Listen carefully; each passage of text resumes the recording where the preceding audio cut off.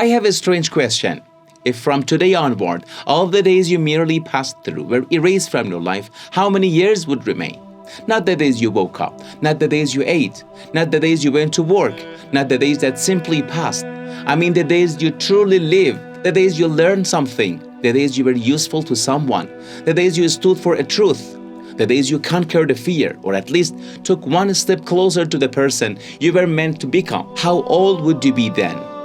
20, 10, 5, or maybe even less. We usually measure life by the calendar, but it has always seemed strange to me. Why do some people live for 80 years and leave almost no trace behind? And yet, others only live for a few decades, and centuries later, they are still shaping the lives of people. What is the difference? Maybe because there is a big difference between being alive and living. Being alive is not difficult. Plants are alive. Animals are alive. Breathing, eating, sleeping, running from danger. These are all things we do to stay alive. But are they enough to truly live? Imagine someone tells you, from today until the end of your life, you will never face any problems. You will have money, you will have security, everything you need will be provided. But there is one condition. You may never pay a price for any value you believe in. You may never stand against injustice. You may never leave your comfort zone. You may never lose anything for the sake of truth. You must simply live comfortably. Would you call that alive? Or is it simply a longer version of survival? This is where the perspective of Imam Hussain alayhi salam becomes deeply thought-provoking, because he viewed the world from an angle we rarely consider. Most of us treat this world as the ultimate goal. Our worries revolve around income, status, fame, security, and position.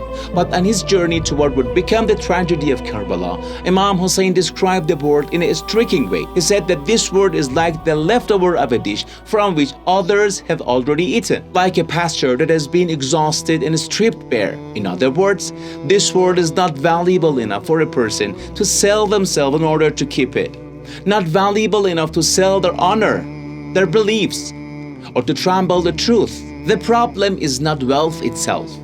Imam Hussain alayhi salam lived in this world too. He had a family.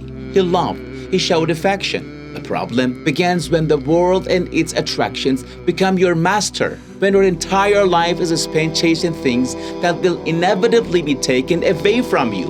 Many of things we stress about today, 100 years from now, they will not even be remembered. Houses, cars, bank accounts, fame, titles, all of them will pass. But one thing will remain: the person you become. Perhaps that is why the friends of God didn't fear death the way we do. Because for them, the main issue was never the number of years they lived. It was the quality of life, the meaning of life, what they spent their lives on. Ashura is exactly this point. The place where two visions of life stand face to face. One vision says, survive at any cost, even if your honor is lost, even if the truth is forgotten, even if you lose yourself, even if you witness injustice and remain indifferent. Just stay alive. But the vision of Imam Hussain alayhi salam says something entirely different. Life without honor, life without truth, life without devotion to God is not life at all.